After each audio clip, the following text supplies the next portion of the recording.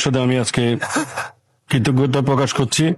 আজকের এই সংসদের সংসদ নেতা মাননীয় প্রধানমন্ত্রী বিএনপি চেয়ারম্যান জনাব তারেক রহমানের নিকট কৃতজ্ঞতা প্রকাশ করছি আমার নির্বাচনী এলাকা লক্ষ্মীপুর দুই আসনের জনগণের, তারা নির্বাচিত করে আমাকে এখানে কথা বলার সুযোগ দিয়েছেন।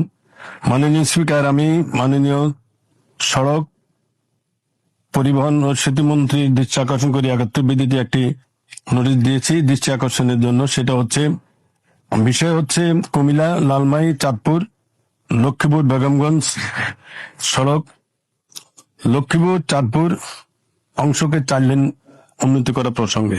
মাননীয় স্পিকার, আমার নির্বাচনী এলাকা লক্ষ্মীপুর 2 লক্ষ্মীপুর সদর অংশের আংশিক এবং রায়পুর অংশ দুটি উপজেলা নিয়ে গঠিত।